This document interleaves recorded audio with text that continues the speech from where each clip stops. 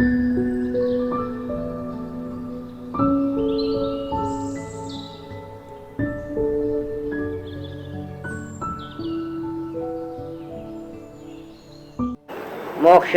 मार्गस्य नेतारं मेत्तारं कर्मोपरितां ज्ञातारं इष्टतत्त्वानां वन्दे तद्गुणलब्धये वन्दे तद्गुणलब्धये वन्दे तद्गुणलब्धये।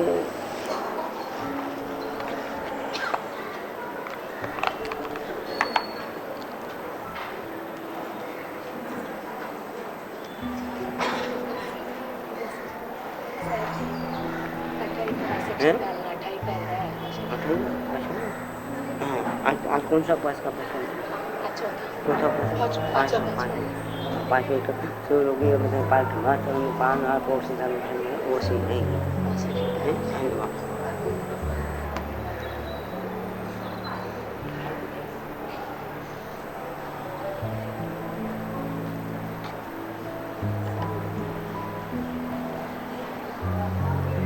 पुरीमा चरिमान कप्पो मंगलम मध्यमान तिथमी या परिगया जिनगण राहिते रावली चरितम राहिते रावली चरितम राहिते रावली चरितम।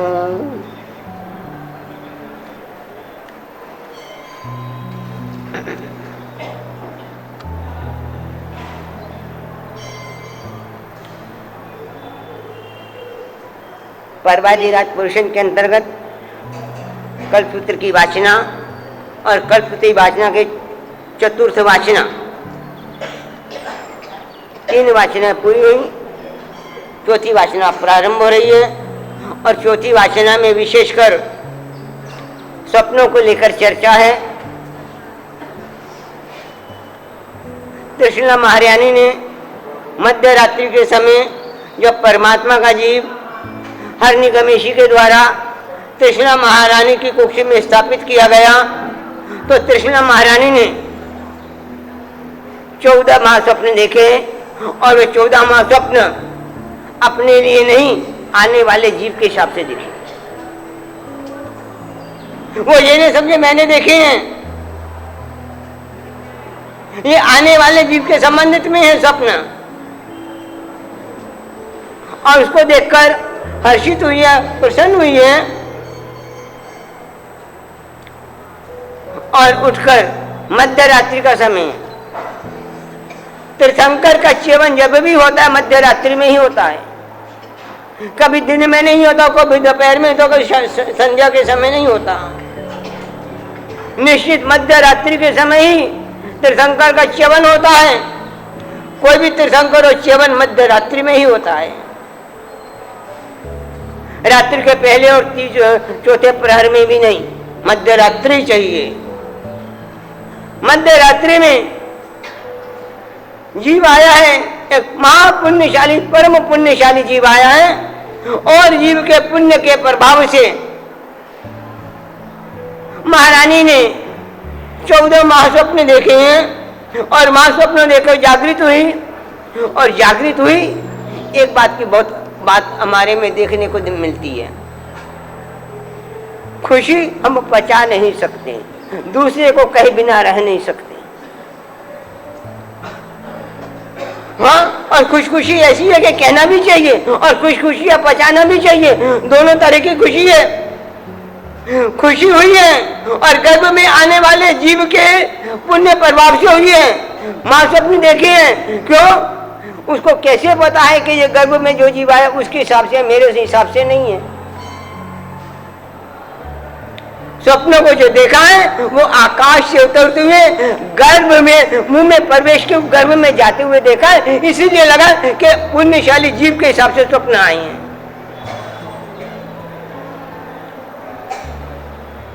समझ गई? आए हैं, आकाश से आए हैं, मुंह में आए हैं और मुंह से गर्भ में गए हैं। तो इसका मतलब क्या? गर्भ में जो जीव आया उसके पुण्य से स्वप्न आए हैं मेरे को।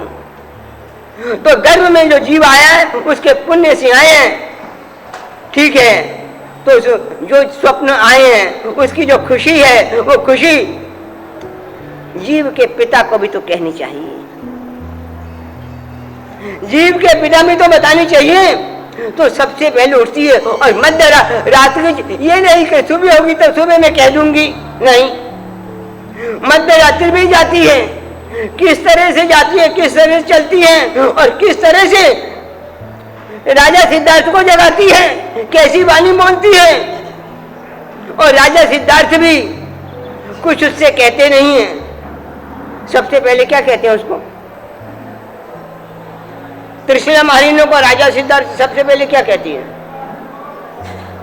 जब वो आई है और आपने सुना, अभी सुना है, अभी सुना है, आपने सुना है, देखा है, आई है, आंखें खुली हैं, कितनी मीठी वाणी से उसको जगाया है, कितनी मधुर वचनों से जगाया है।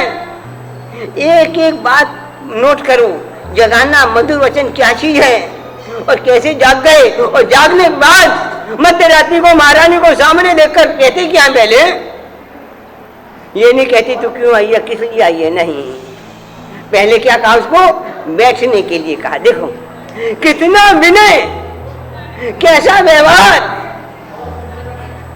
परस्पर व्यवहार कैसा, परस्पर व्यवहार भी सीखो यहाँ से। कल्पसूत्र में हमें परस्पर व्यवहार भी सिखाता है, ये नहीं कि कल्पसूत्र मात्र धर्म धर्म धर्म, ये भी व्यवहार है, ये भी एक धर्म का अंग है। उचित व्यवहार धर्म से अलग नहीं है, धर्म का ही स्वरूप है। किस तरह से व्यवहार हमको सिखाता है, एक एक चीज का व्यवहार। पत्नी पत्नी को भी कैसे सिखाता है, हर चीज सिखाता है। कल तो ऐसा नहीं है कि मतलब धार्मिक है धार्मिक है धार्मिक है, कोई भी क्रिया व्यवहार, उचित व्यवहार को छोड़कर धार्मिक नहीं हो सकती, समझना। कोई भी क्रिया है यदि उचित रूप से व्यवहार का पालन नहीं है उस क्रिया में उचित रूप से, तो वह क्रिया निश्चय से धर्म का साधन हो ही नहीं सकती। किस तरह से जगाया और किस तरह से उसने बैठने के लिए कहा, क्यों आई, किस लिए, पहले तो बिठाने के लिए कहा है,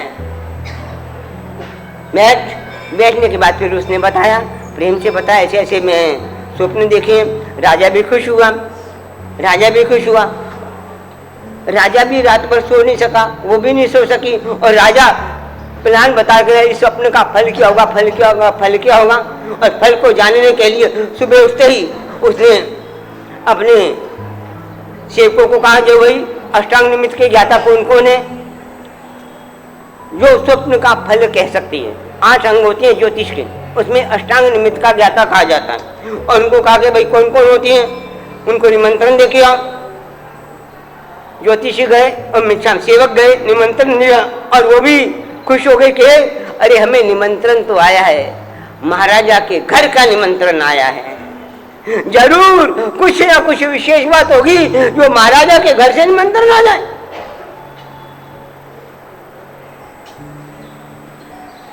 निमंत्रण तो हमको भी आता है, कभी स्वामी वत्सल का आता है, कभी मंदिर में पूजा के लिए आता है और कभी सामयिक और प्रतिक्रम के लिए भी आता है।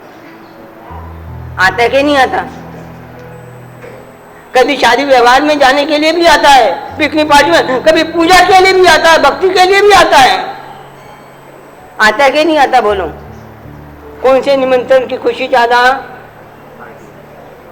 अरे भगवान के घर से भी निमंत्रण आता है कि भगवान जिनालय में आज ये कार्यक्रम है, वो भी भगवान का घर है, वो भी राजा नहीं महाराजा नहीं देवाधिदेव है, उसका घर है, उसके घर से भी निमंत्रण आता है हमको। पर उसके घर से निमंत्रण से कभी खुशी हुई कि दूसरे कामों से भी निमंत्रण? ऐसी बात नहीं। वो भी देखो, वो भी सोचते हैं अरे दूसरे व्यक्ति तो हम नगर के इतने से हैं, सब हमको बुलाते रहते हैं, हमारे पास आते रहते हैं, हम जाते रहते हैं, पर राजा के घर से निमंत्रण। और तुमको नहीं लगता अरे कभी कभी भगवान के घर से मुझे निमंत्रण आया है? छोटी सी बात है, बहुत बहुत बड़ी बात है। और भगवान से के घर पे भी निमंत्रण आता है ना, तो किस हिसाब से हम जाते हैं वो चर्चा अभी नहीं। हाँ नहीं, इससे कल्प सूत्र क्या, एक इससे हमको अपनी आत्मा के दोष नजर आते हैं, इसीलिए ये पढ़ना चाहिए। स्वाध्याय का मतलब क्या, हमको अपनी आत्मा के दोष दिखते हैं, उनको सुधारना है, इसीलिए वांछन करना। उन्हें तो कल्प का वांछन किसी लिए, स्वाध्याय किसी लिए आए हैं, खुश होकर आए हैं, और आने के बाद कैसे एकत्रित हुए हैं, एक संघ बनाया उन्होंने। ये नहीं सब आ गए, हाँ यत्र सर्वे भी नेता अभी आई थी था, सर्वे पंडित माने ना, सर्वे मत विच्छन्ति तद्विंदा उसी थी।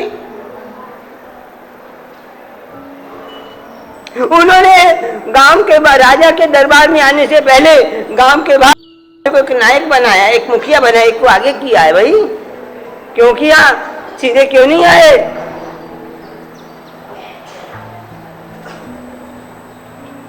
यत्र सर्वे में, जिस संघ समाज में सभी नेता ही बनना चाहते हैं, कोई कार्यकर्ता रहना ही नहीं चाहता, उस संघ की हालत क्या होती है, उस समाज की हालत क्या होती है, उस परिवार की, उस देश की हालत क्या होती है, उस सेना की हालत क्या होती है। यहाँ कोई सैनिक है नहीं, सभी सेनापति बने। ये बातें हैं भाई। मुखिया एक क्यों, किसी लिए मुखिया चुनो उन्होंने, सीधे क्यों नहीं आए? आ जाते। खिलाड़ी कितने भी हों, कैप्टन तो एक ही होता है।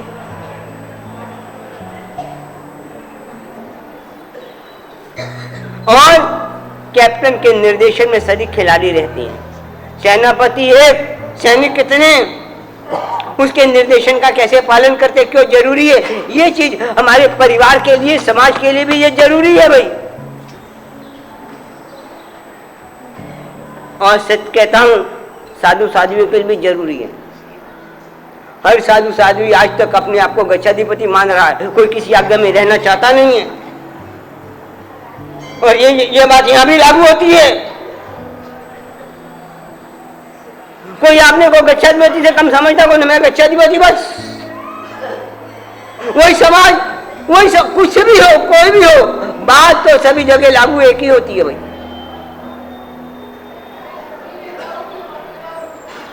हाँ, चुना, आए, दरबार में आए, और फिर आने के बाद जब प्रवेश किया है, स्वप्न पाठक राजा की आज्ञा से दरबार में आए हैं। फिर राजा ने कैसे उनका स्वागत किया है, एक राजा होकर भी कितना विनय बता रहा है। क्यों, जिससे सवाल पूछना हो, जिसने प्रश्न पूछना, छोटा बड़ा नहीं, उसका विनय कैसे करना। विनय के बिना ज्ञान रूप में परिणत नहीं होता। ज्ञान सीखा जाता है विनय के बिना, पर ज्ञान रूप में परिणत नहीं होता विनय के अभाव में। सीखना अलग है, परिणत होने का अलग चीज है। लॉटरी का टिकट खरीद सकते हो आप, पर लॉटरी निकले ये आपके हाथ में नहीं है भाई, खरीदना आपके हाथ में है।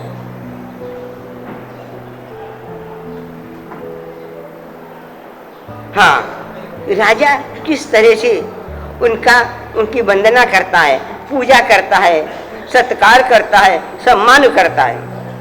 गुणोत कीर्तन रूपेण वंद्य, उनके सबसे पहले गुणों का कीर्तन करता है। और गुणों को, कीर्तन को यहाँ वंदना कही गई, वंदिता। गुणोत कीर्तन रूपेण, पहले गुणों का कीर्तन करता है, कुछ और नहीं करता। उसके बाद पुष्प फल आदि से उनकी पूजा करता है।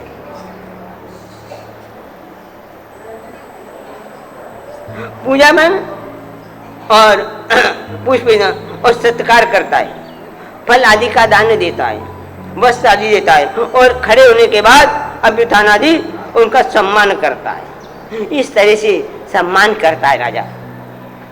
क्यों करता है, इसका आगे भी कारण बताए। सम्मान करने के बाद उनको अपने भद्र आसन पर बिठाता है, और बिठाने के बाद माता त्रिशूला महारानी को कनाजवानंद के पीछे उनको स्थापित किया, और स्थापित करने के बाद दोबारा क्या करता है राजा, सीधा प्रश्न नहीं पूछता।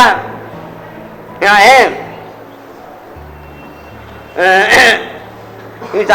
स्वहस्तौ पुष्प फलादि परिपूर्ण कृत्वा, अपनी हाथों को, दोनों हाथों की अंजलि को पुष्प फल आदि से परिपूर्ण करता है।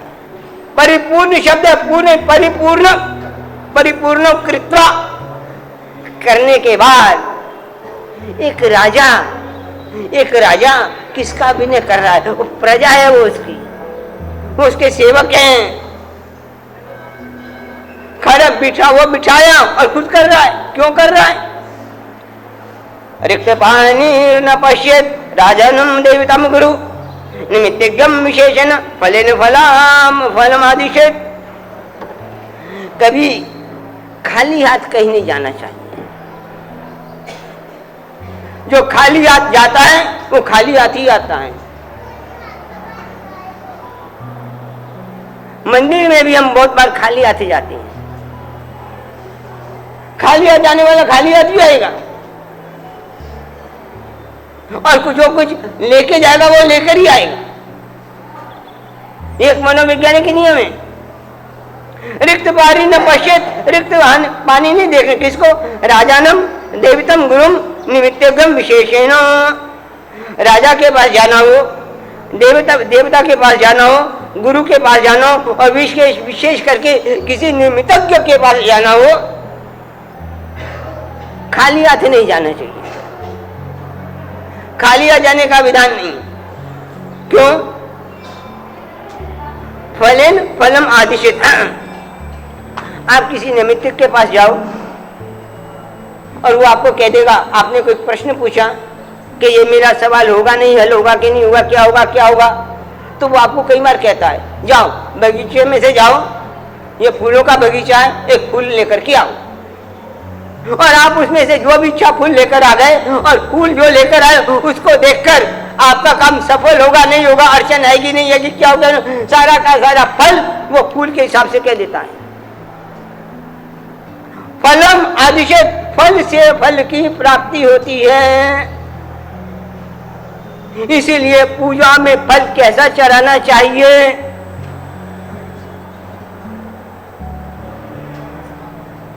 जैसा फल वैसा फल, जैसा चढ़ाओगे वैसा फल मिलेगा।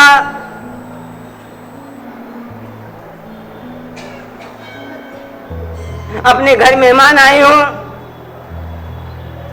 शादी का फंक्शन हो, कैसे फल लेकर आओगे, और भगवान के दरबार में कैसे फल लेके जाओगे, बड़ा अंतर है।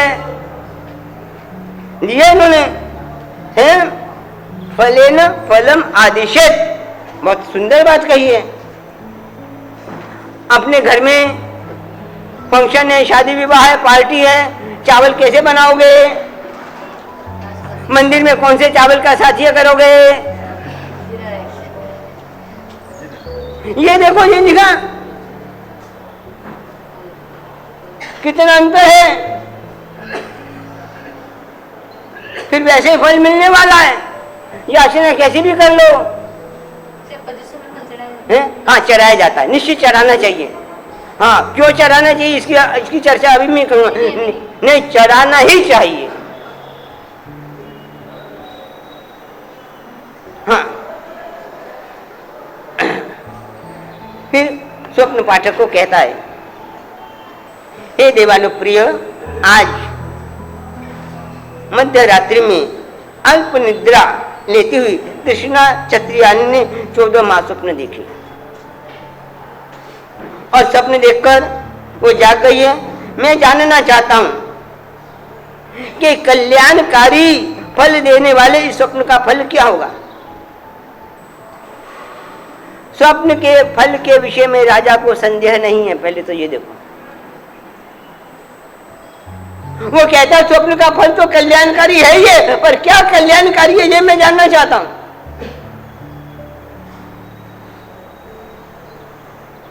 मैं जो दीपक पूजा कर रहा हूं, मैं अक्षत नैवेद्य पूजा, इसका फल ये मिलेगा ही, नक्की है, चित्त में नक्की है कि नहीं,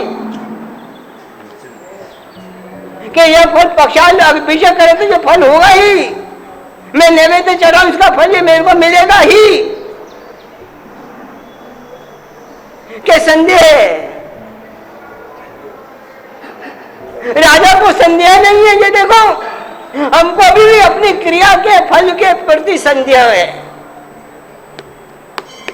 संदेह पूर्वक क्रिया कर रहे हो, निश्चयात्मक यह होगा ही। क्यों? ज्ञानी भगवंतों ने कहा यह फल है ही है, उसको नक्की है कि कल्याणकारी फल है, फल में संदेह नहीं है। पर मैं जानना चाहता हूं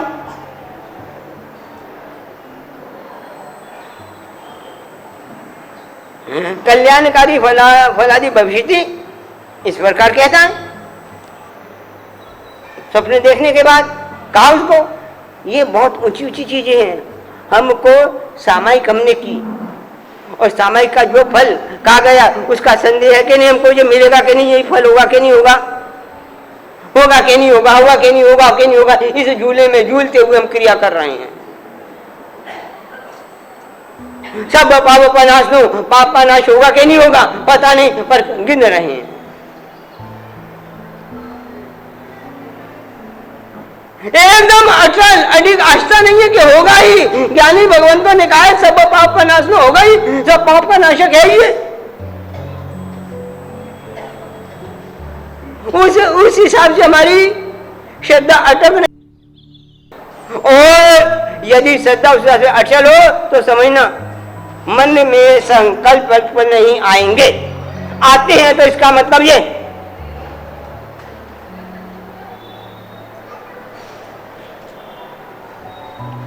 और राजा सिद्धार्थ के मुख से ये स्वप्न पालक भी बड़े हृष्ट हुए, तुष्ट हुए, पुष्ट हुए और परस्पर विचार करने लगे, एक दूसरे से पूछने लगे, धारण करने लगे, और संशय होने पर एक दूसरे पूछा और एक उन्होंने निश्चित किया कि इस स्वप्न का फल ये होगा। स्वप्न क्या चीज है, स्वप्न क्यों आते हैं, किस लिए आते हैं, स्वप्न फल देगा नहीं देगा, अच्छा देगा बुरा देगा, क्या स्वप्न के फल को भी हम बदल सकते हैं कि नहीं बदला जा सकता, बदल सकते हैं कि नहीं बदल सकते। और कल्पना करो दोनों ने दो व्यक्ति दोनों ने समान स्वप्न देखा एक ही जगह पर एक ही समय में। उत्तराधीन सूत्र की टीका में कथा आती है, एक ही समय में देखा तो फल उनको एक समान मिलेगा कि अलग अलग मिलेगा, समान मिलेगा तो कैसे, अलग मिलेगा तो क्यों। स्वप्न है क्या चीज, स्वप्न क्या चीज है, स्वप्न कुछ भी नहीं, भविष्य में घटित होने वाली घटनाओं की पूर्व जानकारी, पूर्व संकेत देता है स्वप्न। स्वप्न में एक भाषा है, ये नहीं जाए कि जो लिखी जाए, पढ़ी जाए, बोली जाए वही भाषा होती है, ऐसा नहीं। बहुत सी भाषा है, सांकेतिक भाषा भी है।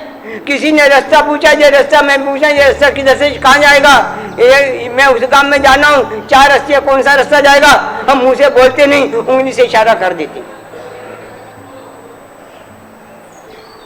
स्वप्न भी इशारे हैं, हस्तरेखा भी इशारे हैं, ये ग्रह नक्षत्र तारे कुंडली के ये भी इशारे हैं। हाँ, रास्ते को समझने जान वाला चाहिए।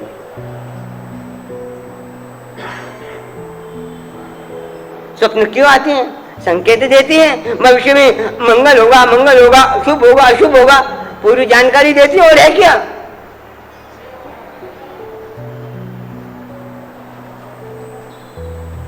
और स्वप्न के फल को हम किस तरह से कम कर सकते हैं और किस तरह से बढ़ा सकते हैं। बढ़ाना भी अपने हाथ में है, कम करना भी हमारे हाथ में है, और अच्छा स्वप्न देखकर उसका शुभ फल प्राप्त करना भी हमारे हाथ में है। इतना ही नहीं, इसकी सारी पद्धति हमारे आगम ग्रंथों में भी बातें आती हैं, ऐसा नहीं है। क्यों, किस तरह से, कभी कहोगे तो वो दिखेंगे किस तरह से हम स्वप्न के फल को बदल सकते हैं। घबराना नहीं, वो तो जानकारी दी है, पहले तुमको पता लग गया, आगे जा रहे हो, तुम स्पीड से गाड़ी ले जा रहे हो, आगे आ गया भाई खतरनाक मोड़, गाड़ी धीरे चलाओ, स्पीड कम करो। रास्ते में आता या नहीं आता? तो उस समय गाड़ी की स्पीड कैसे करती हो? जितनी 120 से 40-50 पर ले जा रहे वही क्या काम? क्यों? उसने संकेत दे दिया, लिख दिया वहां पर खतरनाक मोड़, और उससे आपने स्पीड बना ली, नहीं तो खतरा हो जाता बस। और यदि खतरनाक मोड़ पढ़ के भी आप स्पीड कम न करो तो बस स्वप्न भी ऐसी चीज है भाई। और उसने ले लिया रास्ता क्लियर, जितनी मर्जी स्पीड से बढ़ाओ गाड़ी, ऐसा भी है। दोनों बातें हैं, स्वप्न में यही है।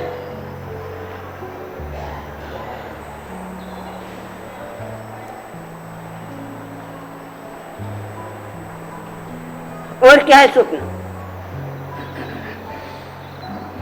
स्वप्न क्यों आते हैं, क्यों आते हैं? देखो एक बात कहूं, केवल ज्ञानी का मतलब क्या? केवली का मतलब क्या है? अरे सुना है ना केवल ज्ञान, केवल ज्ञान होता क्या? केवल ज्ञान, केवल ज्ञान का मतलब क्या? सब कुछ देख सकता है, सब कुछ देख सकता है। मानते हो कि नहीं मानते? पर एक चीज ऐसी है जो केवल ज्ञानी भी नहीं देख सकता। स्वप्न ऐसी चीज है जो केवल ज्ञानी नहीं देख सकता। केवल ज्ञानी को कभी स्वप्न नहीं आता। तो समझना, स्वप्न में छद्मस्त देखता है, केवली स्वप्न नहीं देखता। भगवान महावीर ने भगवान महावीर की अवस्था में दीक्षा लेने के बाद भी स्वप्न देखे।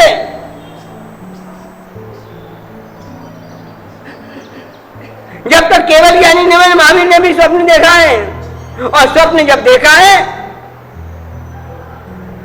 चेहरे की आकृति बदल जाती है। स्वप्न इतना भी काम करता है, चेहरे की आकृति बदल देता है। भगवान महावीर ने स्वप्न देखा, रात्रि में स्वप्न देखे, निमित्त किया गया। कोई केवल ज्ञानी नहीं है, कोई ज्ञान नहीं है, मति श्रुति अवधि ज्ञान भी नहीं है, सम्यक भी नहीं है। बस महावीर के चेहरे को देखा और चेहरे को देख के कह दिया, प्रभु आज आपने रात्रि में जो स्वप्न देखा है, चेहरे से भी पता लग जाता है इस जीव ने क्या स्वप्न रात को देखा है कि नहीं देखा। ये देखो समझो,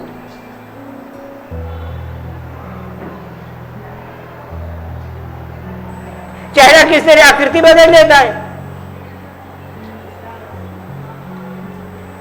स्वप्न इतनी चीज है, ये न सके गई वर्तमान उसी समय स्वप्न शरीर पर भी असर डालता है। ऐसा चीज है स्वप्न। तो यहां पर उन्होंने कहा है कि राजन मनुष्यानाम न प्रगय स्वप्न समागच्छति गच्छन्ति। स्वप्न 9 कारणों से देखा जाता है। यह इन्होंने 9 कारणों की चर्चा कर रहे हैं, पर ये नहीं समझ 9 ही है, और भी हैं 9 कारण। पहला अनुभूत, अनुभूत श्रुत दृष्ट प्रकृति का विकार, स्वभाव, चिंता संतति, देवतादि का उपदेश, धर्म कर्म का प्रभाव और पाप का उद्रेक। 9 कारण। पहला अनुभूत, हमने कोई चीज का अनुभव किया हो, दिन में अनुभव किया हो, 5 इंद्रियों के विषयों का अनुभव किया हो, अनुभूत।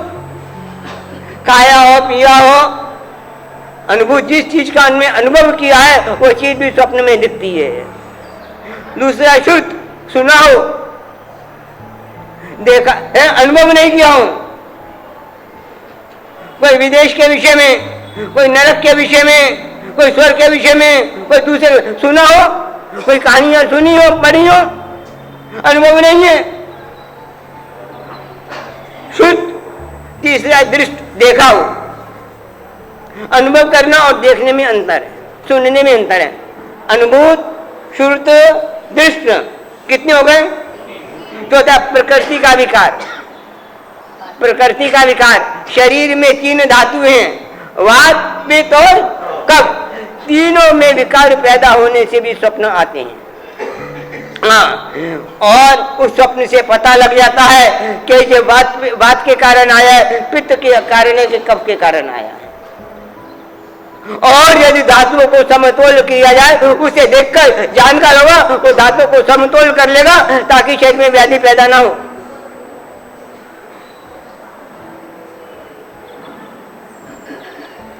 स्वभाव, किसी का स्वभाव ही होता है भाई, लेटे नहीं कि स्वप्न चालू हुआ नहीं, ऐसे भी होती है। लिखा है स्वभाव, स्वभाव तो समुद्भूत स्वभाव से भी होते हैं। फिर है चिंता संतति संभव, कोई व्यक्ति चिंता की परंपरा, बहुत ज्यादा चिंता किसी भी चीज की चिंता करता रहता है और चिंता के कारण उस स्वप्न में वही उसको दिखाई देता है। कितने हो गए? 6। हाँ, देवता आदि के उपदेश थे, यानी कुल देवता, कुल देवती, दूसरा कोई देवी देवता हो, कोई भी हो, शुद्र देवी देवता हो, वहां पर जो रहने वाले क्षेत्रपाल के देवताओं, कोई भी हो, कोई भी देवी देवता के प्रभाव से भी किस क्षेत्र में चल जाओ उनका आधिपत्य है, या हमारे कोई ऐसी देवी देवता हैं उनके प्रभाव से भी आता है। क्यों? देवता आदि उपदेश, तो कोई उपदेश देना चाहता है, कोई संकेत करना चाहता है, मौसी आते हैं कि कुल देवी आकर स्वप्न में ये संकेत देके गई, ये कह कर गई कि तेरे राज्य पर ऐसे संकट आने वाला है, तो चेत जा भी। बहुत से राजाओं को कुल देवी ने आकर संकेत देती है। हाँ, देवता आदि के उपदेश से देवता को उपदेश देना चाहता है, प्रत्यक्ष नहीं देता, स्वप्न के माध्यम से उपदेश दे देता है।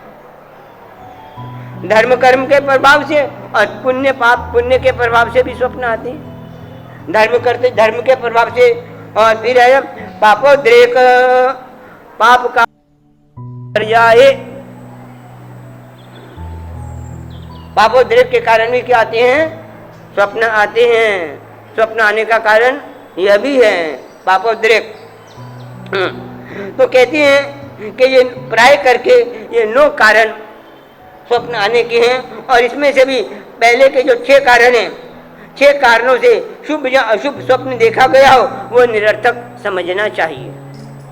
और बाद के जो 3 कारण हैं उनके कारणों से शुभ या अशुभ कोई भी स्वप्न देखा है वह सत्य फलदायी है, उसको फलदायी जानना चाहिए।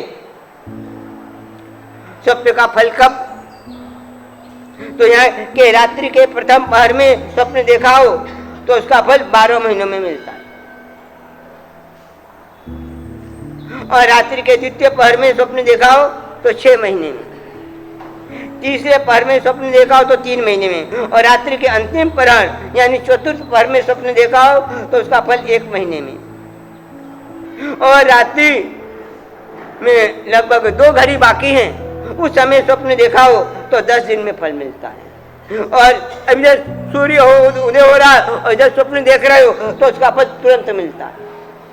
तो ये बताया कि स्वप्न का फल कब? इसके अलावा उन्होंने कहा है भाई और भी स्वप्न हैं।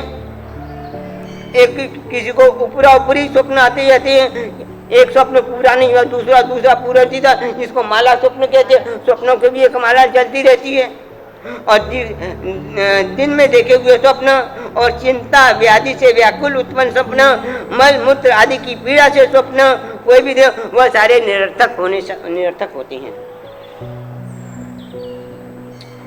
अब किसको स्वप्न है? जिसका जो धातु है धर्म निरत स्थिर चित्त चितेंद्रिय दयावान है उसका स्वप्न प्राय निष्फल नहीं होता। हाँ, न श्राव्य कुस्वप्न, यदि न श्राव्य कुस्वप्न, यदि कोई बुरा स्वप्न देखा हो तो किसी को कहना नहीं चाहिए, न श्राव्य कुस्वप्न। और यदि अच्छा स्वप्न देखा हो तो गुरु को कहना चाहिए। गुरु का मतलब निमित्तज्ञ को कहना चाहिए। शुभस्तु श्राव्यते, गुरु के मुख के कहना चाहिए। और उस नगर में, उस गांव में, उस मोहल्ले में, शहर में यदि गुरु का योग नहीं हो तो किसको कहना चाहिए? मंदिर में जाके भगवान को कहना चाहिए। और योग्य के अभाव में कोई ऐसा, यदि हमारे परिवार का भी कोई वृद्ध हो, जानकार हो, वो नहीं है, गण नहीं है, तो ऐसा योग्य श्रवण के अभाव में, योग्य व्यक्ति नहीं उसके अभाव में किसको कहना चाहिए? गो करने भी गाय के कान में कहना चाहिए। कोई नहीं है तो गांव के बाद में कहना तो चाहिए भाई, रखना नहीं चाहिए, बताना तो चाहिए किसी को भी। पर एक बात है, योग्य श्रवण के अभाव, पहले योग्य श्रवण वाला होना चाहिए। ये नहीं हर किसी को कह दो, हर किसी को कहने से स्वप्न का पद बदल सकता है।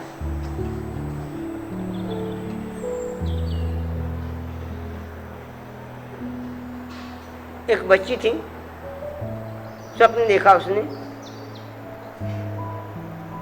मैं सागर पी गई, पूरे सागर को पी गई मैं। और सुबह उठी है और उसने कि भाई सुबह स्वप्न देखा, जल्दी देखी, उसने देखा स्वप्न बहुत अच्छा है, चलो गुरु महाराज नैमित्तिक शास्त्र के यहाँ जानकार हैं, बहुत अच्छे हैं, अवधि ज्ञानी हैं, जानकार हैं, स्वप्न के शास्त्र को जानती हैं, चलो मैं उनको जाके कहूं। बड़ी खुशी है, और बड़ी खुशी है, सुबह हैं, जैसे कहते हैं खुशी इतनी कि धरती पर पांव, हाँ इतनी खुशी, पांव नहीं टिक रहे हैं, उसे जा रही है बड़ी खुशी से, और मुख पर एक तेज, वो ऐसा सपने देखा, उसका तेज, और मैं जा रही हूँ गुरु महाराज को कहने। उसकी चाल ढाल और चल को देखकर रास्ते में एक औरत मिली, उसको पूछा, अरे तू कहाँ जा रही है इतनी सुबह में, ऐसे पूछा। वो बोली थी बताने वाली, उसने ऐसे स्वप्न देखा है, और पता नहीं वो बटुकी कैसी थी, और उसने कह दिया, अरे तू सागर पी गई तो तेरा पेट फटा नहीं, ऐसे उसने कह दिया, दो चार बातें और कह दी, और वह गई गुरु महाराज के पास, बात बताई गुरु महाराज को। गुरु महाराज का स्वप्न बहुत सुंदर है, इसका बहुत अच्छा फल मिलने वाला है। फिर पूछा कि क्या हुआ, तो किसको बताया तूने, किसको नहीं बताया? उसने कहा भाई रास्ते में ऐसे मुझे वो मिली थी, वो बट्टू की ना जान क्या नाम आता उसका, मिली वो बात नहीं, और उसको मैंने कह दिया, और उसने ऐसा कहा है। गुरु महाराज ने ज्ञान से लगाया, देखा कि स्वप्न का फल तो बहुत अच्छा है, अच्छा मिलना चाहिए, मिलेगा, पर इसने जिसको कहा है वो योग्य नहीं है, अयोग्य व्यक्ति को कह दिया है, और अयोग्य व्यक्ति ने, कहने वाले ने, ये जीभ से उसको, जिसने कहा है उसको जीभ से खाना तो आता है पर बोलना नहीं आता। जीभ बोलने का काम भी करती है, खाने का काम भी करती है। हम खाना तो सीख लेती है, जीभ से बोलना सीखते हैं। खाने का काम भी जीभ है, बोलने का काम भी जीभ है। उन्हें देखा जिसको कहा है उसको जीभ से खाना तो आता है पर जीभ से बोलना नहीं आता।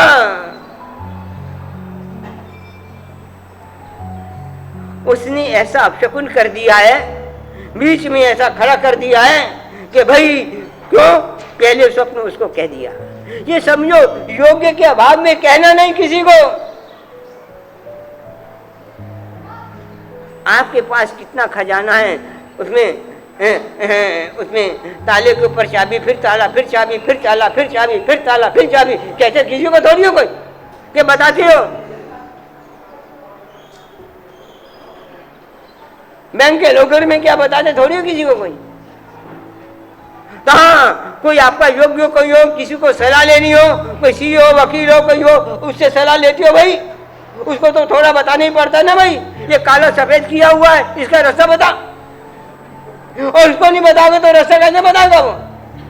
यानी इसका ये मतलब योग्य को बताया आपने, योग्य से सलाह लिया।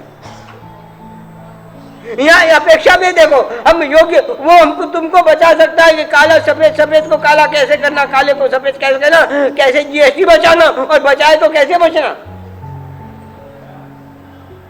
और 10 रुपए का जीएसटी बचाया तो 2 रुपया देके कैसे 8 रुपये बचा लेने, ये सब वही बताता है। यानी मैं ये नहीं, यानी योग्य का अभाव देखो, और हर किसी को नहीं कहते। योग्य के अभाव में पहले योग्य व्यक्ति को योग्य बात कही जाती है। आगम ग्रंथों के मंत्रों के विषय में यही है भाई, योग्य व्यक्ति को दो, नहीं तो बाल हत्या पदे पदे आता है। योग्य के अभाव में नहीं, ज्ञान भी योग्य के अभाव में नहीं, मंत्र दीक्षा भी योग्य के अभाव में नहीं, कोई भी चीज योग्य के अभाव में नहीं। हाँ, उसमें ये ऋषि मंडल में आता है सब में, कैसे मिथ्यात्व का पोषण लगता है, नहीं, योग्य के अभाव में नहीं। योग्य के अभाव में हम मंत्रों का भी दुरुपयोग करते हैं, और इसी कारण तो उस ग्रम की गाथा भंडार क्यों की गई, योग्य के अभाव में दुरुपयोग चालू हो गया। तो उसको कहा, ज्ञान ने कह लिया भाई स्वप्न का फूल अच्छा था। अब वो ज्ञानी है, जानकार है, उसने कहा इसको स्वप्न का फल मिलना था अच्छा, पर अब मिलेगा नहीं। फिर भी वो ज्ञानी है, वो कहता चलो इसको स्वप्न का रोज कैसे दिला दूं, तो उसने उसको पचकान दिए। देख अभी तेरे 4 हार का पचकान करके जा, और घर में जाके एक सामायिक करना, और सामायिक लेके बैठ जाना, और कितनी भी वेदना हो, व्याकुलता हो, कितना भी उपसर्ग परिचय हो, कुछ भी वेदना हो शरीर में, पर सामायिक पालना नहीं, चित्त सामायिक में ही रखना। गई सामायिक ली, और लेते ही पेट में उसने कहा ना तेरा पेट फट नहीं गया, पर पेट में व्याधि जलन पैदा हो गई, पेट फट जाए, फट जाए ऐसा होने लगा उसको। अभी पेट फट जाएगा, अभी पेट फट जाएगा। हाँ, योग्य के भाव में किसको कहा स्वप्न? अरे आपने जो पूंजी इकट्ठी की है वो भी आप अपने बेटे को देती हो, बेटे को देने से पहले भी योग्यता देखती हो कि नहीं उसकी, कि लुटा तो नहीं देगा, कि ऐसे दे दे तो चाबी उसके हाथ में। योग्यता देखी जाती है, व्यवहार में भी योग्यता और धर्म क्षेत्र में भी योग्यता। हो गया?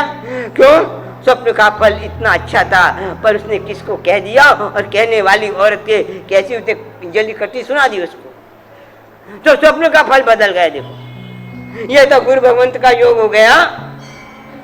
और उसने कहा कि गुरु भगवंत ने कहा कुछ वेदना सामायिक में रहना, सामायिक में चित्त को जोड़ के रखती है, और उसी समय उसका पेट फट जाता है। हकीकत में जैसे उसका आयुष्य पूर्ण हो गया और बेमान देवलोक में वो जाती है। ये किसको भाव में किसको कहना? अच्छा स्वप्न देखा है तो गुरुमुख से कहना, और नहीं है गुरुमुख योग्य व्यक्ति को कहना, योग्य व्यक्ति कोई नहीं है तो भगवान के कान में कहना, और कोई भी नहीं है तो फिर किसको कहना? कान, गाय के कान में। कैसे गाय के कान में कहना? कैसे कहना? कान को खींचकर उसी समय कहोगे ना तो सिंह से उसी समय फल दे देगी। कैसे? ऐसे नहीं, गो करना पहले कान की कैसे पूजा करनी, ऐसे मत कह देना, कह दियो कांच के कान के खींच के कह दो, नहीं, पद्धति है। तो ये है कि कुछ अपना कहना नहीं चाहिए और शुभ कहना चाहिए गुरुमुख को। फिर आगे आई से इन्होंने कहा इष्टम, जो अच्छा स्वप्न देखकर सोना नहीं चाहिए, और शेष आती देव गुरु के स्तवन से पूरी करनी चाहिए। क्यों? और अनिष्ट स्वप्न देखकर सो जाना चाहिए और किसी को कहना चाहिए, इस तरह वो निष्फल होता है। और यदि पूर्व में अनिष्ट स्वप्न देखा है आपने हैं और बाद में अच्छा स्वप्न देखा है तो कुछ ने स्वप्न का फल मिलेगा, बाद में देखे हुए स्वप्न का फल मिलता है। इसीलिए पहला हमने बुरा स्वप्न देख लिया तो सो जाओ, हो सकता है दूसरा स्वप्न आ जाए तो बुरे स्वप्न का फल चला जाएगा। और आपने पहले अच्छा स्वप्न देखा है तो सोना नहीं, और सोने के बाद हो सकता है दूसरा अनिष्ट स्वप्न आ जाए तो पहले स्वप्न का फल चलेगा, दूसरे का मिलेगा। यानी बाद में यदि दो स्वप्न देखे हैं, अच्छा या बुरा, आप सो गए और बाद में दूसरा स्वप्न आया तो बाद में जो दूसरा स्वप्न है उसका फल मिलता है। हाँ, अच्छा, अब यहाँ पर कुछ फल, स्वप्न के फलों की चर्चा है। कौन कौन सा स्वप्न देखा हो तो उसका क्या क्या फल मिलता है। भाई अपने को कितने बजे पूरा करना है भाई, कितनी देर में पूजा करना है, मैं ये बता दो भाई अभी तो। हाँ,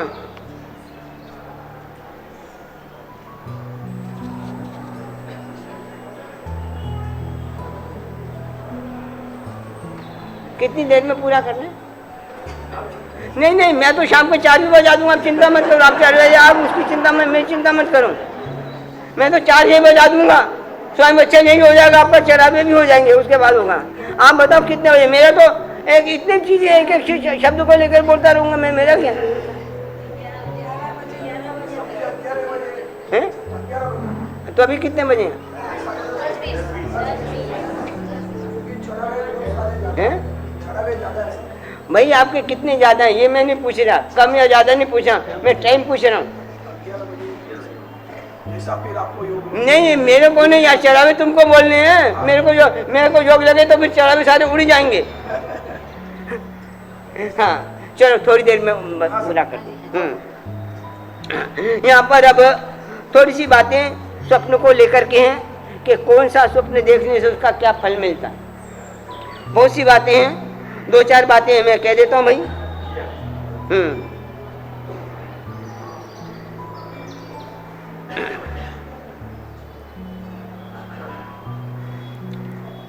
देखो एक थोड़ी सी कथा सुना दूं। एक पहले उत्तराधीन की टीका में एक बात आती है, एक कारपेटिक जा रहा था, रास्ते में उसका सहयोगी मिला, उसने कहाँ जा रहे हो? मैं अमुक गांव जा रहा हूँ। उसने कहा मैं भी अमुक गांव जा रहा हूँ। तो कहा चलो अच्छा, एक से भले 2, रास्ता कटेगा। जंगल पार करते हुए 3-4 दिन बाद वो अमुक गांव आ गया। जब अमुक गांव में प्रवेश करना था तो संध्या का समय हो गया। उन्होंने कहा भाई संध्या का समय हो गया, रात्रि का समय हो रहा है, तो अपन शुभ काम के लिए तो अभी गांव में प्रवेश न करें, दिन में करेंगे, रात्रि में गांव में प्रवेश न करें। दोनों ने विचार किया बात तो सही है भाई, अच्छे काम के लिए जाए, रात्रि में गांव नगर में प्रवेश क्या करें, सुबह करेंगे। तो नगर के बाहर एक देवी का मंदिर था और देवी के मंदिर में के आंगन में वो दोनों जिने सो गए, दोनों सो गए। और सोने के बाद दोनों ने स्वप्न देखा है और दोनों ने स्वप्न एक ही देखा है, पूर्णिमा का चांद और पूर्णिमा के चांद का स्वप्न देखा है, उसका भोजन करते हुए देखा है। पूर्णिमा का चांद का दोनों उठे हैं और उसने कहा कि मैंने ऐसा ऐसा अच्छा स्वप्न देखा है। उसने कहा भी मैं, दूसरा कहता है मैंने भी अच्छा स्वप्न देखा है। पर उसने कहा अच्छा स्वप्न तू किसी को कह मत अभी। पर एक व्यक्ति से रहा नहीं गया, वो तो जाते गांव में कह देता, उसको कोई भिक्षुक मिले, उसने कहा देखो मैंने ऐसा स्वप्न देखा है, क्या फल होगा? उसने कहा अच्छा ओहो तूने चंद्र के आकार का स्वप्न देखा है, तो आज तेरे को भिक्षा में बड़ी रोटी चंद्र के आकार जैसी रोटी मिलेगी और अच्छा देखा उसमें घी गुड़ शक्कर सब मिल जाएगा तेरे को। और हुआ योग नहीं योग ऐसा, उसको मिल गया, कहता स्वप्न का फल अच्छा मिला मेरे को। अब दूसरा व्यक्ति है, वो नगर में गया, उसने कहा भाई पहले भाई स्वप्न पाठक कौन है पता किया, उनके पास पूजा की सामग्री ली थाली में और सजाते हुए गया स्वप्न पाठक के पास, उसके घर गया, विनती की, पूजा की, विनती की, बताया कि ऐसे ऐसे स्वप्न देखा मैंने, इसका फल क्या है। वो स्वप्न पाठक ने देखा फल और फल देख के कहता कि भाई फल तो मैं तेरे को बाद में बताऊंगा, पहले एक काम कर, तू मेरी एक बात मान। वो कहे क्या बात? मेरी बेटी से तू शादी कर। वो आश्चर्य में अपनी, मेरे को जानता नहीं, बेटी से शादी की बात कर रहा है। उसको इसका स्वप्न का फल अच्छा है, मैं तू पहले बेटी की शादी कर, बेटी की शादी कर देता है। और बेटी की शादी करने का बताता है कि भाई ये स्वप्न तूने ऐसे देखा है कि 7 दिन के बाद तू राजा बनने वाला है, और इसीलिए मैंने तेरे बेटी से पहली शादी कर दी कि राजा बनने के बाद तू मेरी बेटी से शादी नहीं करेगा, फिर थोड़ी मेरी बेटी लेगा। देखो स्वप्न क्या चीज है, किसको कहना, कैसे कहना। और सच, नगर का राजा मर गया, कोई पुत्र नहीं था, मैंने हथिनी को जैसे सजाकर और उसके गले में कम माला देके पहनाते थे, उसको पहना दी, बन गया। और जो कालपुटित भिक्षु था उसको भी पता लगा कि यार दोनों का स्वप्न एक, और मेरे को खाली एक रोटी मिल गई और उसको राजा मिल गया, ये है क्या? दोनों ने स्वप्न एक देखा। ये बात उत्तराधिक की टीका में आती है, काल्पनिक नहीं है, एक ही दोनों ने। वो कहता है यार स्वप्न एक, मेरे को फल एक रोटी और उसको राजगद्दी। स्वप्न क्या चीज है, किसको कहना किसको नहीं कहना, समझो। हर किसी को नहीं कहा जाता। अरे स्वप्न तो ठीक है, अपना दुख भी हर किसी को कहा जाता है। दुख को हर किसी को कहने से दुख बढ़ता है, और योग्य व्यक्ति को कहोगे तो दुख कम होगा। व्यवहार की बात है तुम्हारी। हर किसी के आगे दुख का रोना, दुख का रोना, दुख का रोना, क्या दुख का रोना हर किसी के आगे, और दुख बढ़ेगा। तो स्वप्न क्या चीज है? दोनों ने एक ही स्वप्न देखा, एक ही रात को एक ही स्थान पर एक कहता फिर रहा।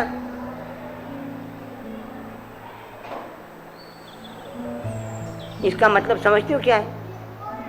बहुत मुश्किल है पुण्य को पचाना।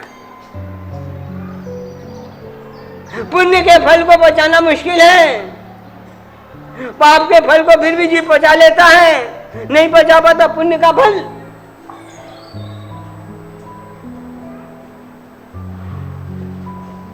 क्यों? उसको कहने में सुख मिलता है, जब तक कहता ही नहीं सुख मिलता ही नहीं है। ठीक है, तो ये मैं स्वप्न की बात कर रहा था, किस तरह से एक ही स्वप्न आया और एक व्यक्ति को एक ही स्थान पर देखा, एक ही रात को एक ही समय देखा दोनों ने, पर एक को फल क्या मिला उसका और दूसरे को क्या मिला? क्यों अंतर? क्यों? ये स्वप्न बांटक के कह रहे हैं भाई। महाराजा ने भी किस तरह से बुलाया है, स्वप्नों को बुलाया, किस तरह से बुलाया। उनके नहीं ऐसे सीधा आएगा पूछ के आ जाना जी आना, कुछ नहीं कहा, किस तरह से बिना पूर्व पूछ रहा है।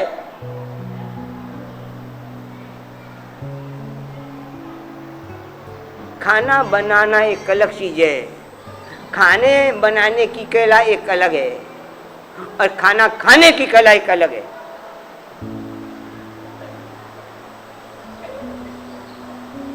स्वप्न देखना, खाना बनाना, और स्वप्न का फल पाना, खाना खाना। बनाने की कला अलग है। बहुत सी है, पाक कला जानते हैं, बनाने की कला जानते हैं, नहीं जानते। इंद्रिय के रसना इंद्रिय के वशीभूत होकर खाते हैं। खाने की कला अलग, पकाने की कला अलग। हमारा यहाँ स्वप्न देखने की कला एक अलग है, और स्वप्न का फल पाना वो एक अलग चीज है। तो यहाँ पर है भाई बहुत सी चीजें, यहाँ तो थोड़ी थोड़ी चीजें मैं बता रहा हूँ। स्वप्न का फल एक होने पर भी परिणाम में अंतर कैसे, और कैसे हम बदल सकते हैं,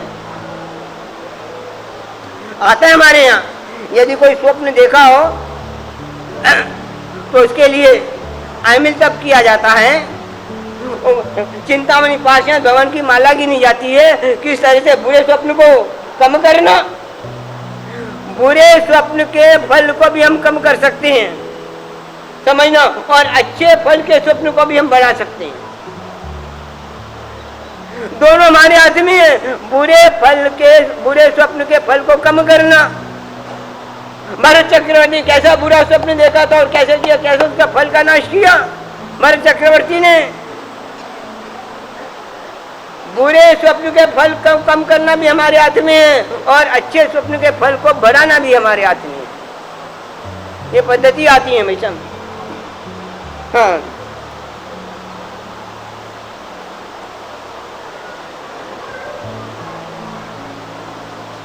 हाँ, यदि स्वप्न में मनुष्य हाथी, घोड़ा, सिंह, वृषभ, सिंगनी से युक्त अपने आप को रथ में बैठे जाता देखे तो वह राजा होता है। स्वप्न में घोड़ा, हाथी, वाहन, आसन, घर, वसन, वस्त्र आदि का अपहरण देखता तो राजा की ओर से शंकित भय वाला होता है, बंधु का विरोध करने वाला होता है और धन की हानि होती है। मनुष्य स्वप्न में सूर्य और चंद्रमा के बिंब को संपूर्ण निकल जाए तो वृद्धि होते हुए स्वर्ण और समुद्र सहित पृथ्वी का मालिक बनता है। शस्त्र, आभूषण, मणि, मोती, सोना, चांदी और धातुओं का हरण देखे तो वह धन एवं मान का नाश का कारण होता है और भयंकर मृत्यु करने वाला होता है। सफेद आदि पर बैठा हुआ नदी के किनारे चावलों का भोजन करता देखे तो वह जातिहीन होने पर भी धर्म धन को ग्रहण करता हुआ समस्त पृथ्वी को भोगता है। अपनी स्त्री का हरण देखने से धन का नाश होता है, पराभव को देखने से क्लेश और गोस्त्री स्त्री का या पराभ देखने से बंधुओं का वध होता है। सफेद सर्प से जो मनुष्य अपनी दाहिनी भुजा को डसा देखे वह 5 दिन में 1000 स्वर्ण मुद्राएं को प्राप्त करता है। जो अपनी शैया या जूतों का हरण देखे उसकी स्त्री मर जाती है, उसके शरीर को पीड़ा होती है। और भी है यहाँ पर, जो मनुष्य स्वप्न में देवता की प्रतिमा की यात्रा, स्नात, भेंट तथा पूजा आदि करता है उसकी तरफ से वृद्धि होती है। जो मनुष्य अपने हृदय के तला में कमलपन देखता है वो कुष्ठी होकर मृत्यु को प्राप्त करता है। जो मनुष्य स्वप्न में मनोहर घी को प्राप्त करता है निर्मल यश की प्राप्ति होती है। और जो क्षीरान्न के साथ घी का खाना देखे वो भी प्रशस्त स्वप्न है। स्वप्न में हंसे तो शोक होता है, स्वप्न में हंसता हुआ देखे, ऐसे मंदिर में नहीं, ऐसे हंसता हुआ देखे तो शोक होता है, नाचने से बंधन होता है और पढ़ने से क्लेश होता है।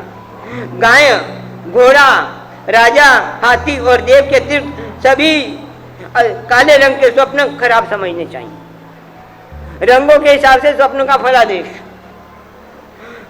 और कपास और नमक के सिवा सफेद रंग के सभी स्वप्न श्रेष्ठ समझने चाहिए। रंग के हिसाब से भी स्वप्नों का फलादेश है। कितना बड़ा विज्ञान है।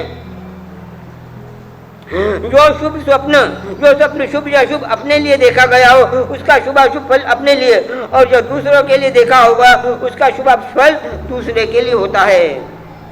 यदि खराब स्वप्न देखा हो तो देवगुरु का पूजन करना उचित है तथा यशस्वी तप दान करना, जिससे धर्म के प्रभाव से वो स्वप्न भी सुस्वप्न का फल देता है।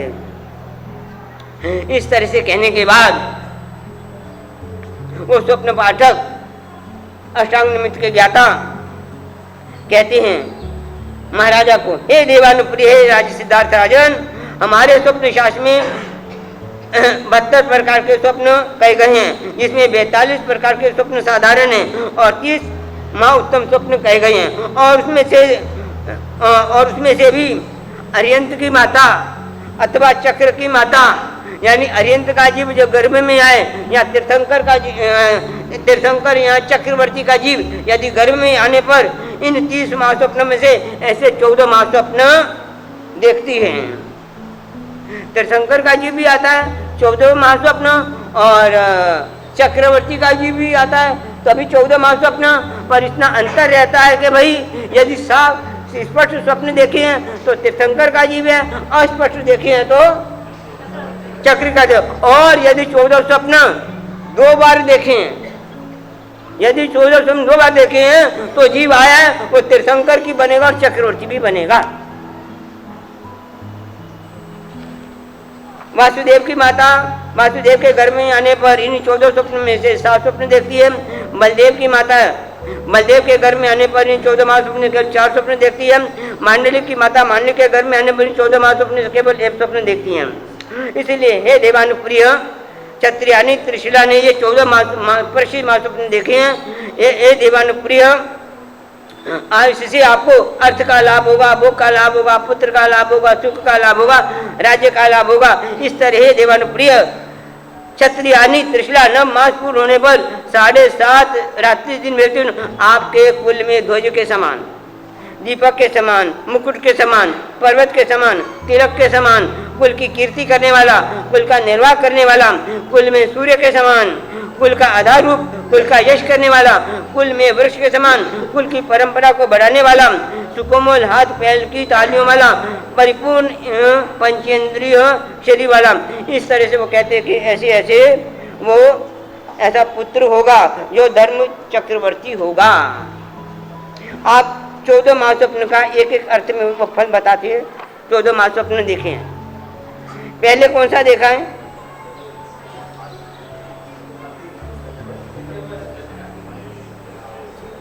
पहले कौन सा देखा है?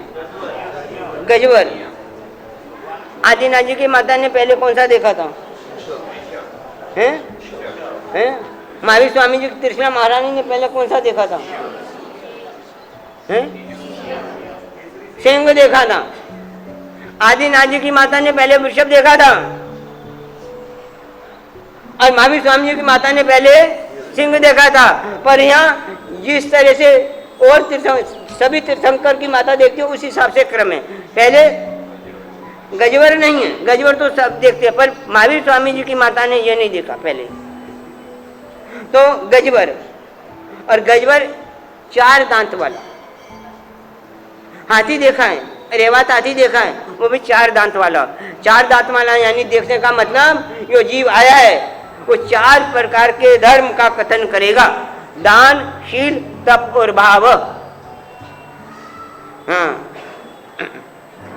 वृषभ को देखने से इस भर क्षेत्र में बोधि बीज, सम्यक का बीज का खेती का काम करता है ना, बोने का काम वृषभ, तो उसका काम करेगा। सिंह को देखने से काम आदि जो उन्मत्त हाथी हैं उन हाथियों से भव्य जिनों का कामदेव रक्षण करेगा। चौथा स्वप्न,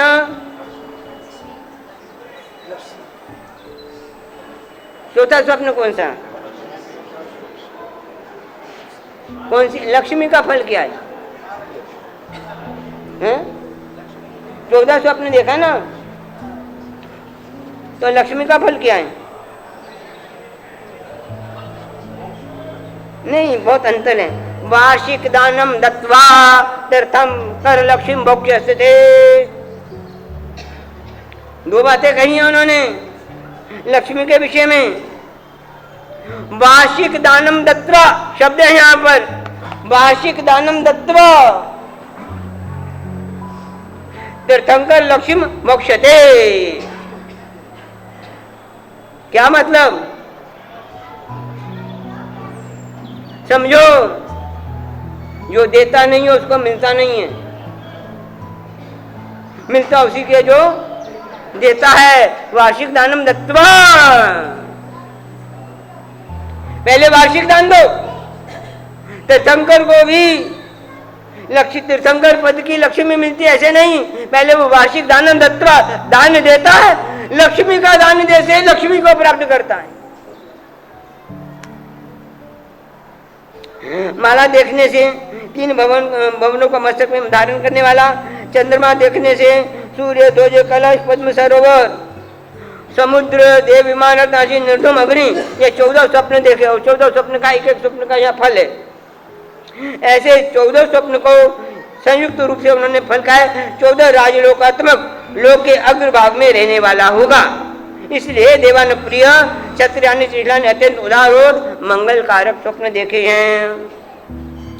सिद्धार्थ राजा ने स्वप्न पाठकों से अर्थ सुनकर धारण कर हर्षित होकर संतोषित और हर्ष पूर्ण हृदय वाला होकर दोनों हाथों से अंजलि करके स्वप्न पाठकों को कहता है, हे देवान प्रियो, आपको ऐसा ही है, हे पाठकों ये यथार्थ है, वांछित है। क्या बात कहता है? अपने यहाँ पहले एक व्याख्यान की एक परंपरा थी, जानती हूँ क्या परंपरा थी? वही परंपरा का पालन यहाँ पर हो रहा है। क्या परंपरा थी? गौतम स्वामी जी उस परंपरा का पालन करते थे। शब्द है आगम ग्रंथों में, जब गुरु भगवान प्रवचन देते थे तो उस समय श्रावक क्या बोलते थे? जी साहब जी तख्ती बोलते थे ना, उन शब्दों को, जिन वचनों को कैसे ग्रहण करते थे, वो पद्धति निकल गई।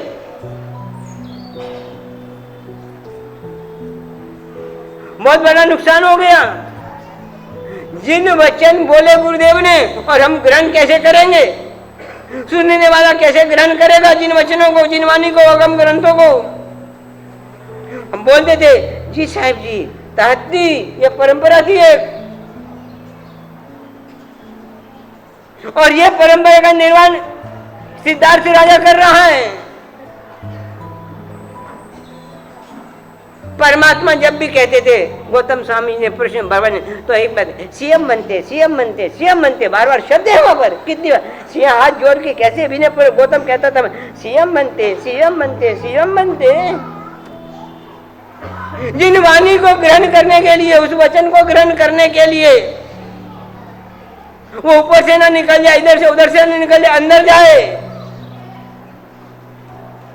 जिन वचनों का आदर पूर्वक हाथ जोड़ के बोला जाता था, कभी परंपरा थी। सीएम बनते, बदंत बनते शब्द परमात्मा महावीर के लिए सीएम स एवं ऐसा ही है, बदंत सीएम बनते।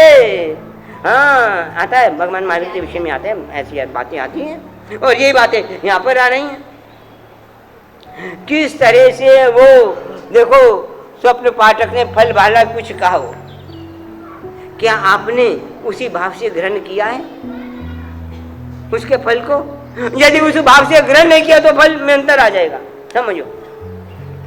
स्वप्न पाठक जो फल कह रहे हैं उस भाव से आप फल को ग्रहण कर रहे हो तो वो फल मिलेगा, उस भाव से ग्रहण नहीं करना तो फल में न्यूनता आ जाएगी।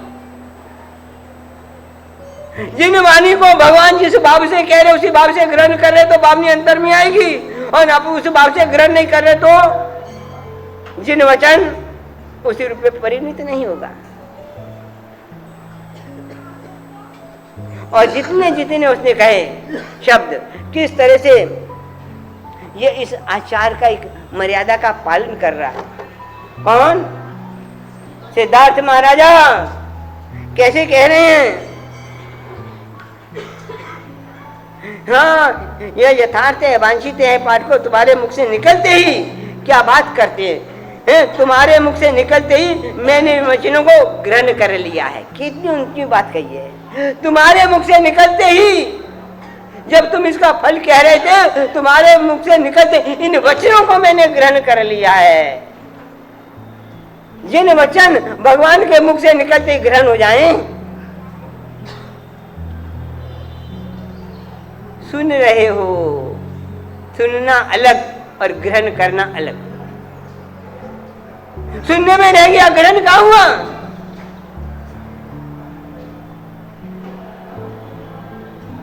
बहुत अंतर है। ये गौतम स्वामी ग्रहण करता, महावीर की वाणी को सुनता ही नहीं है। हम सुनते भी नहीं तो ग्रहण कहां से आएगा?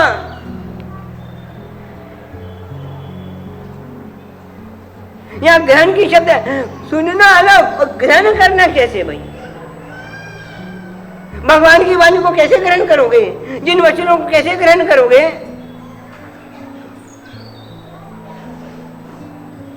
और जो ग्रहण करता है वो जिन वचनों को धारण करता है।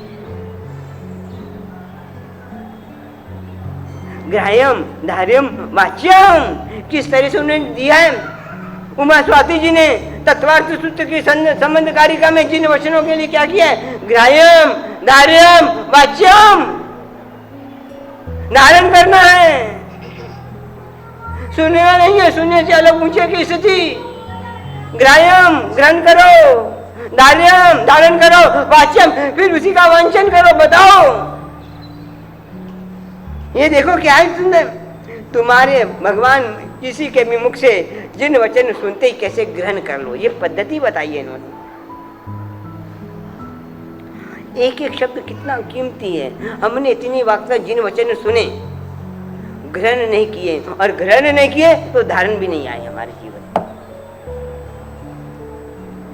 मैंने कहा ना कल सूत्र में एक एक में बहुत चीजें, एक एक लाइन, मैं यदि एक एक लाइन का अर्थ करूं ना कितना आ जाएगा। क्या कहा? तुम्हारे मुख से निकलते ही मैंने वचन को ग्रहण कर लिया। मुख से निकले और ग्रहण, इसीलिए हमको याद नहीं रहते, बाद में जीवन में नहीं आते। इधर से इधर कानों से कान निकल जाते हैं, मुंह से निकल जाती है। क्यों? ग्रहण नहीं किया, धारण नहीं किया। और वो इतने स्वप्न पाठक वो देखे, वो कहते तुम्हारे मैंने धारण कर लिए, मैंने ग्रहण कर लिए, धारण कर लिए। और हम भी यदि कोई ग्रहण करते हैं, धारण करते हैं ना, कौन से वचन को धारण करते हैं, कौन के वचनों को ग्रहण करते हैं? जिस वचनों में हमारी प्रशंसा हो।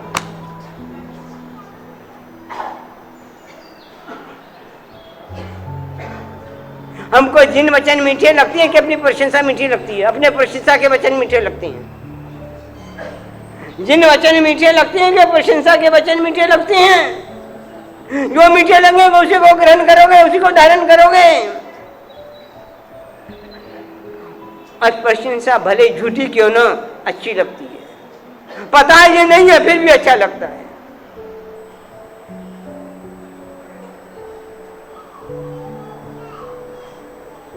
है कि नहीं? सीधी सी बात। वो जिन वचन ही अच्छे नहीं लग रहे, ग्रहण कहां से करेंगे हम? एक राजा किस तरह से ग्रहण कर रहा है स्वप्न पाठकों के फल को। कोई भी जिस तरह से भगवान महावीर के वचनों को रूपक आता है, किस तरह से पुष्पों की बरसात की और गंधर्व भवन तो अपने झोली में कैसे वचन ग्रहण किए, फिर उसकी माला बनाई, सूत्र बनाए। हाँ, सूत्र बनाए। ग्रहण करो और ग्रहण करते ही हाँ ये सही है, सीएम बनते जी साहब जी, तहती साहब जी, ये वचन बोले जाते थे जिन वचन जब होते थे। पर क्या करें, हमारी भी एक विडंबना हो गई। पता है क्या? जिन वचन के नाम पर अपनी बातें चालू कर दी हमने। जिन वचन तो व्याख्यान में कम, हमारी दूसरी बातें ज्यादा। हम इसीलिए हमने भी ये कहा थी, तुमने भी जी साहब जी तत्ती कहना छोड़ दिया। सही देखो, बात तो सही है ना। तो अकेला तुम्हारा दोष नहीं, हमारा दोष हमारा भी है। जिन वचनों के नाम पर कौन से वचन परोस रहे हैं तुम्हारे आगे अपने स्वार्थ सिद्धि के कारण।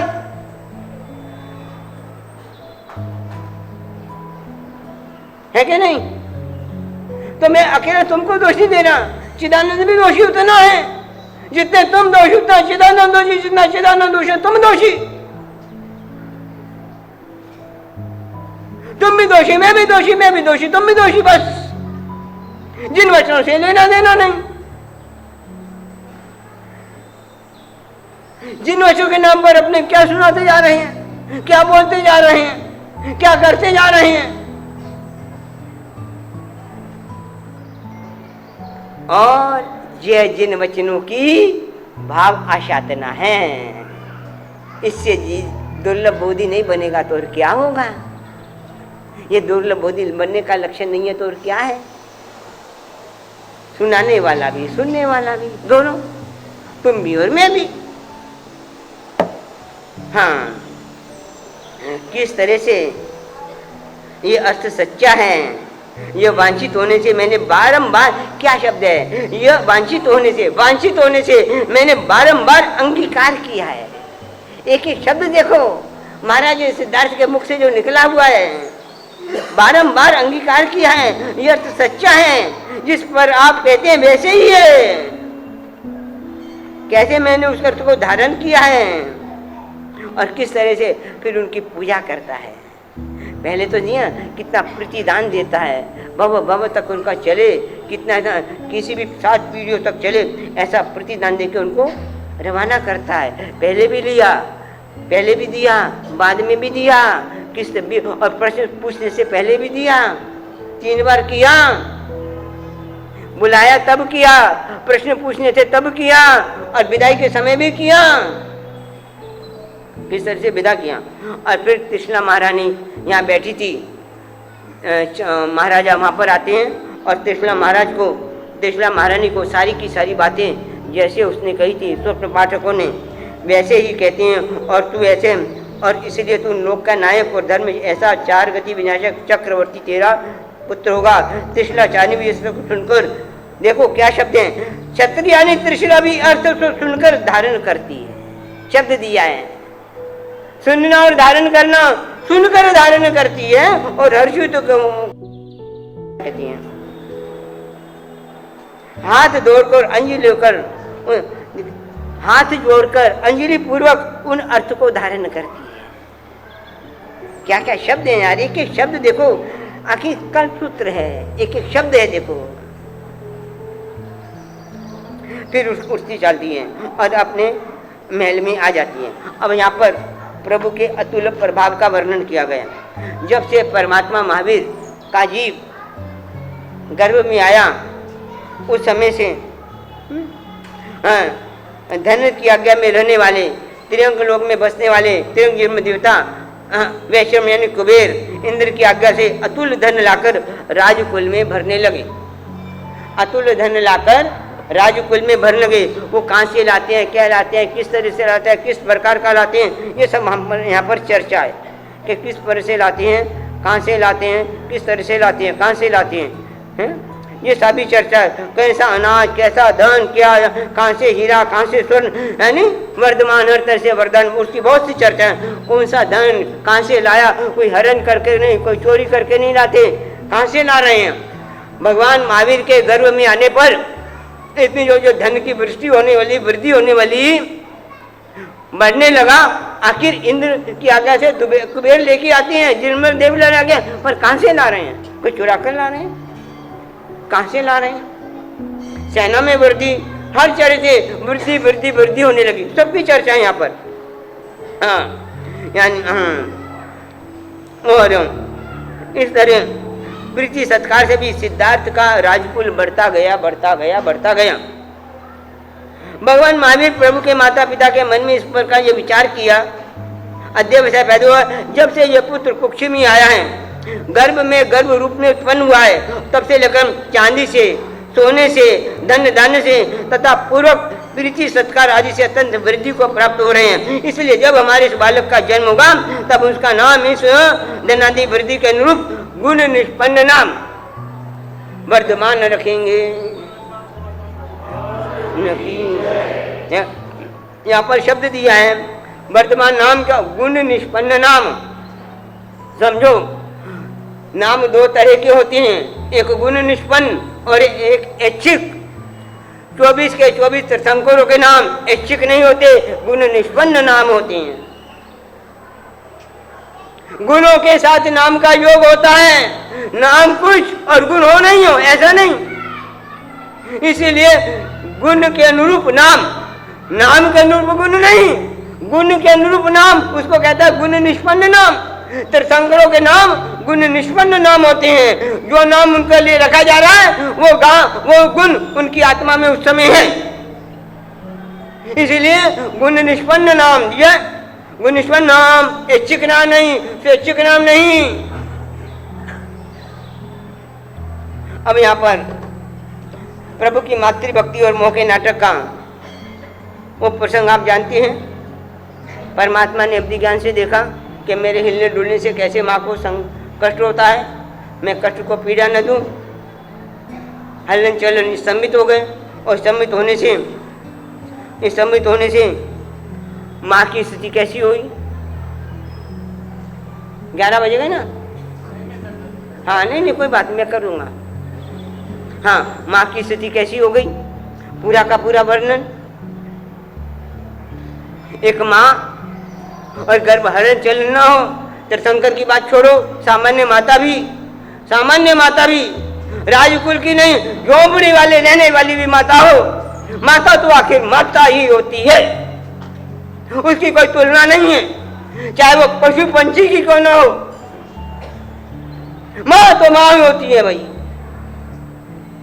वात्सल्य गुण तो माँ में ही होता है। और यदि झोंपड़ी में रहने वाली है, कोई भिखारी नहीं हो, उसके भी गर्भ में यदि स्तंभित हो जाए तो वो भी स्थिति कैसी हो जाती है उस भिखारिनी की, भले ही वो भीख मांग पे पेट क्यों नहीं भरती हो। तो ये तीसरा क्षत्रियानी की स्थिति कैसी होगी।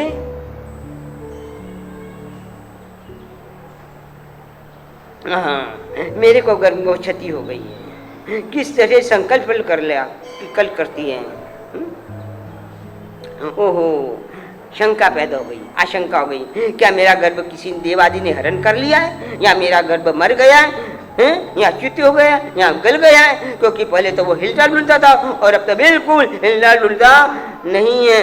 इस तरह के विचार से दुखी मन वाली गर्भ हरण के संकल्प में उत्पन्न पीड़ा द्वारा शोक समुद्र में डूबी और हथेली पर मुख रखकर आत्म ध्यान द्वारा भूमि पर दृष्टि लगाई छत्रानी तृष्णानी मन में क्या क्या विचार रही है उसकी चर्चा है।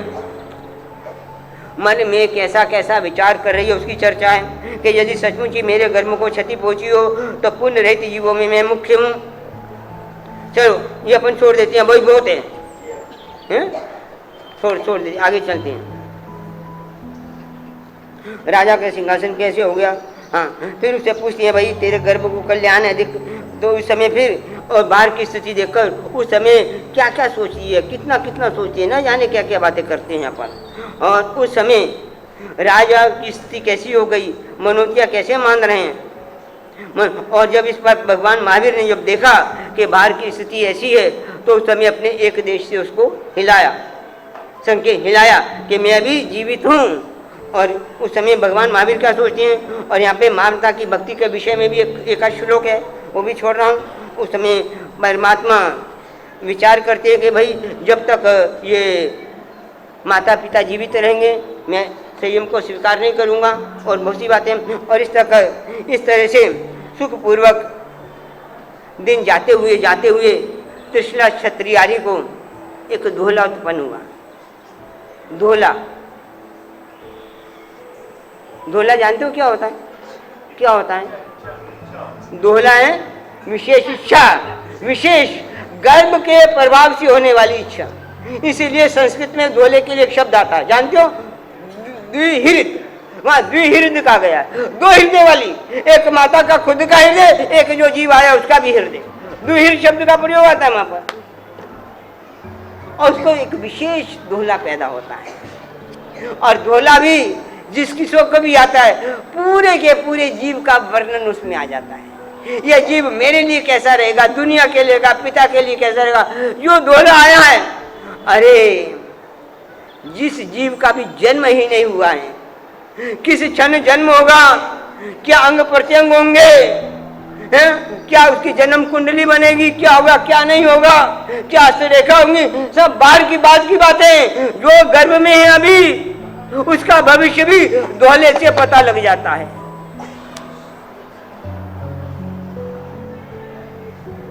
ना 2 मिनट शांति बैठो, उधर इशारे मत करो आप। हाँ, इशारे नहीं करने के, शांति। आपको इशारे करने तो मैं इशारे बंद कर दूं। इशारे एक ही चलने चाहिए, ये आपके या मेरे दोनों में कंफ्यूज हो जाएगा। फिर ना आपका इशारा काम करेगा, मैंने दोनों लक्ष्य चूक जाएंगे, निशाना किसी का नहीं लगेगा। तो दोनों में से एक का तो निशाना लगे। तो त्रिशला क्षत्रियारी को कैसे कैसे धोले पैदा हुए, सारे धोले उन्होंने कैसे पूर्ण किए। और एक धोला सारे से सारे धोले इंद्र महाराज राजा सिद्धार्थ ने परिपूर्ण किए, पर एक धोला ऐसा था जो सिद्धार्थ पूरा नहीं कर सका। कौन सा धोला ऐसा था? तीसरा महारानी को जितने भी धोले पैदा हुए, हमारी उद्घोषणा का हुआ, गुरु पूजा कर रहा हूँ, शंका वास्य करूँ, सारे के सारे धोले जितने भी धोले पैदा हुए, सारे के सारे धोले महाराजा सिद्धार्थ ने पूरे किए। पर एक धोला ऐसा जिसको राजा सिद्धार्थ पूरा नहीं कर सके। कौन सा?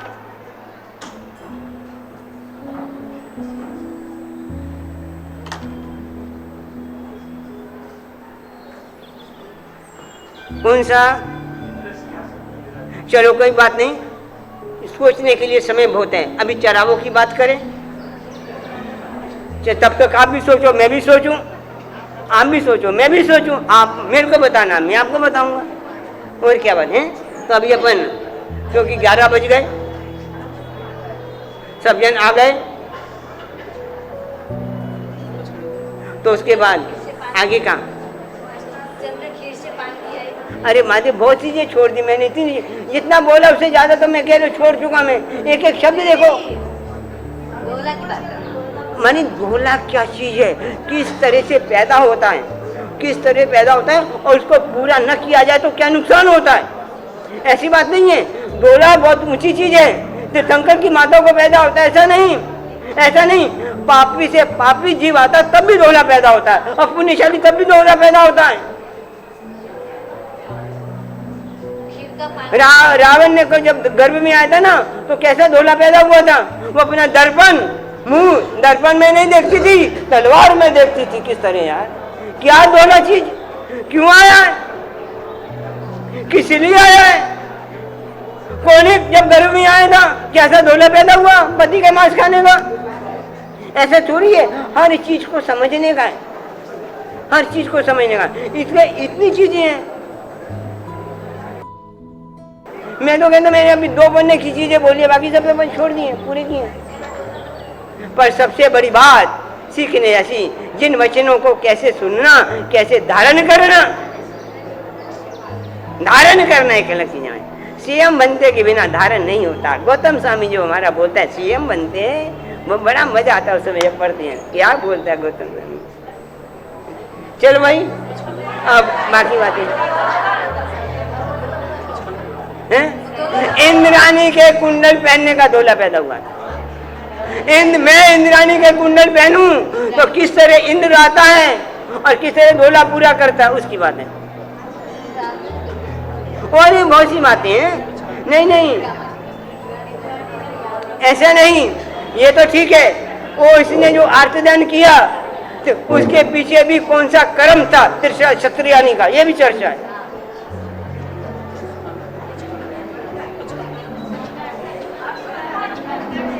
पचखान उपवास छठम पानार उपवास, पहले पचखान छठ पर पानार उपवास। हाँ भाई पचखान, हाथ जोड़ो।